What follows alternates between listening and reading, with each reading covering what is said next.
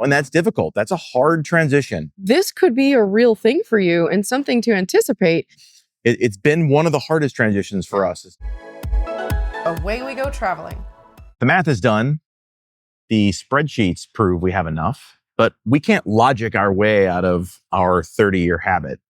So when you spent your entire career being a ruthless saver, your brain treats every dollar as it's a threat to your long-term security. It's this internal audit that never seems to end. Everything we're doing, we're contemplating.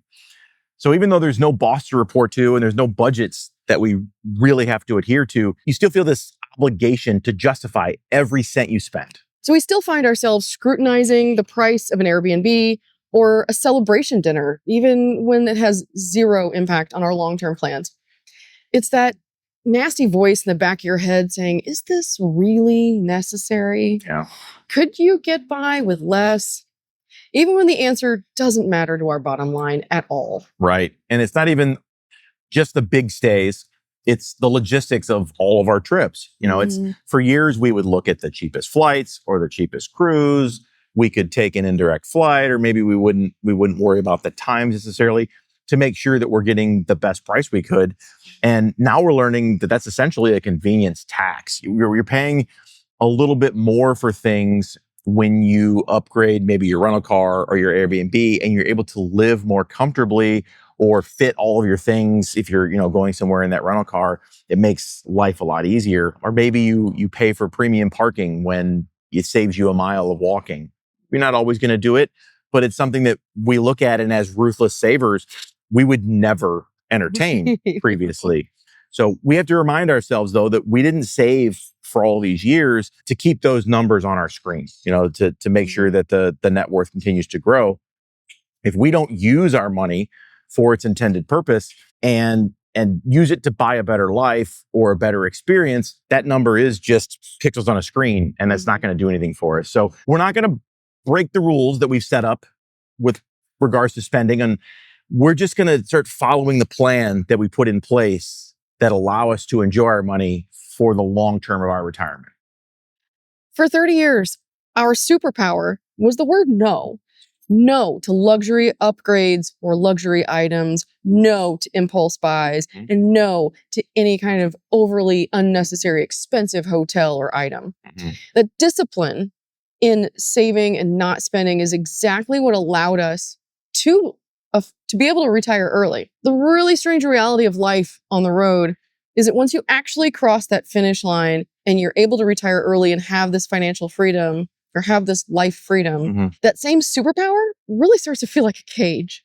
Because we plan this life about comfort and about quality, yet our old saver's instinct that's been ingrained in us for decades really still kicks in and has a nasty little voice in the back of your mind that questions every dollar spent. So today we're talking about why it's so hard to pivot from a decades ingrained saving mentality to this living and therefore spending. So really how we are finally learning to retire that no habit. So our strategy for this next chapter, this year that's coming up, is much more intentional. We learned our lesson in the first year of full-time travel. And for next year, we're really prioritizing our level of comfort, at least as much as we can.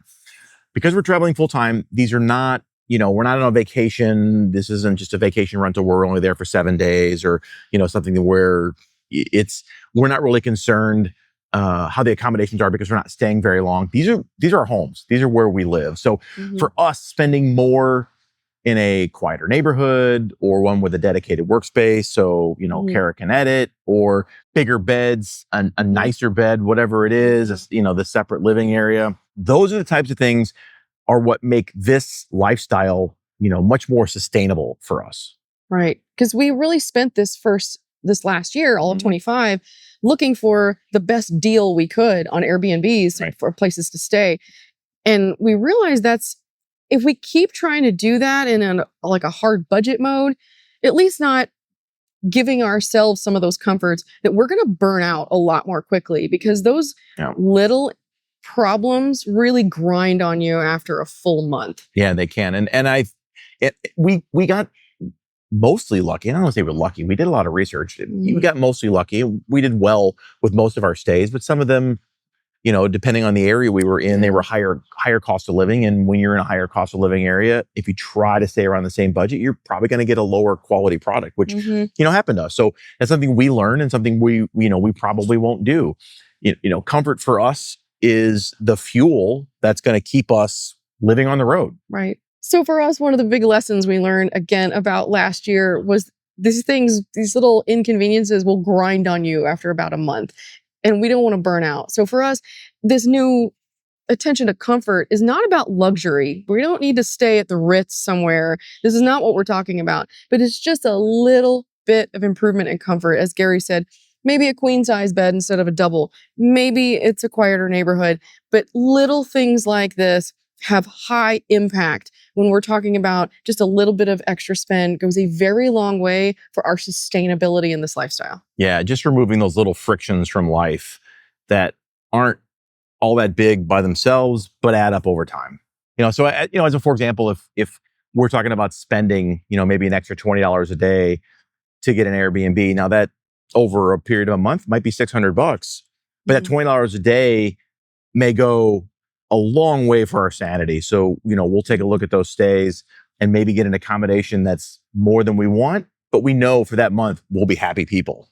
Yeah. Like example, like walkable neighborhoods are a really big option for us. If we're closer to a coffee shop, or like I like to go out for a run, or Gary likes to go out for a walk. If we're closer to a trailhead or like some kind of a running or biking trail, that's going to be really beneficial in the long run for both of us. So another example would be maybe a home office type of situation. So instead of me having to edit all of these videos with my Mac on my lap, sitting on a futon couch, maybe we upgrade for $100 more for the month, and there's a desk somewhere, or an island with a chair, or a coffee table, or an actual dining table where I can sit and have a real desk experience. And it really just the level of comfort of that is almost invaluable. Yeah, and we've had those in a lot of stays. Some of our stays have been really, really good, and they were basically perfect. But then we've had some stays where we're like, it'll be okay. We'll just not have that for a month. And as we've found out, it wasn't okay. We didn't enjoy it enough to want to do that again. So now we've made it prioritizing. We're going to exercise our spending muscle rather than our saving muscle. And that's difficult. That's a hard transition. It's been one of the hardest transitions for us, is to exercise the money going out versus money coming in. Right. But we've realized that that's something we need to do. So one of the ways we're trying to get more comfortable with these small lift yeses is by practicing. So for example, if we're super tired and we've had a giant day, maybe a hike or something, it's okay to maybe pop through a drive-through instead of just going home exhausted and then trying to cook at home.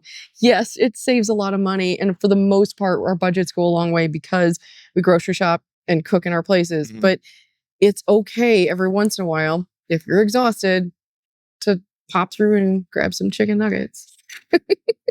Or, if we're out at a restaurant, if we want to order an appetizer, we do. Or maybe sometimes we normally get one and we really want to, we'll get both of them, because that extra $10 or $12 will have zero impact on our long-term retirement safety. Yet we both have that mental block about, we can't spend that because it's not part of the plan. At some point, you have to get away from the no plan and get into the yes plan. And while we're doing that, when we say yes to the little things, it's helping us begin to say yes to the bigger things, to get used to allowing ourselves to spend on items that we know we clearly can afford, that there are no issues with it, yet we have historically shied away from them. So rather than having the guilt of those things, we're trying to actively remove that and do what we can to improve our daily life. Right. So if you're anything like us, you might also be struggling with this transition. Or if you're planning to do this, to retire early and start full-time travel, or just retire early into the thing that you love, just know this could be a real thing for you and something to anticipate, and maybe start thinking about tools to get around it now. And I'm not saying go out and blow your entire savings all in one day, but for us, decades of being ingrained with the training of no to luxury items, no to every possible thing we could say no to, it has been honestly a little difficult to overcome, to say yes to these things. And those things are like a death by paper cut. You don't want to sacrifice your mental, emotional well-being or your comfort or safety because you are, like us, almost incapable of saying yes to spending an extra dollar. Right. So you did the decades of discipline, you did the hard work. Now it's time to let your money continue doing the work, and you start enjoying the saving and the work and the sacrificing you did previously to make your retirement or your ongoing situation as good as it can. Stop looking at the receipts and start looking at your destination. Yeah. For this next year of our full-time travel, we're choosing comfort this time around, and we'll see you on the road. Thanks for watching. Happy traveling. I got bonged. Good. What? Oh, not good. I meant good as in this, not your bong. I was like, no, I don't want you to get bonged. Oh, it's in a crazy expensive. Moving on up to the moving on up. I'm absolutely cutting this out. In sky. Wow, I'm singing. You said penthouse, and I went full Jeffersons. Yeah, and I'll do it again too. You say penthouse again, you watch what happens. Boom, penthouse. Moving on up. You are such an absolute jerk. No, that was good. It was good riffing. Keep on. Sorry. You were an absolute delight. Thank you. That was lovely. I like it. You're not the one that has to edit. If you bring up you break into song in the middle of me talking, I am letting you go. I'm letting bro cook.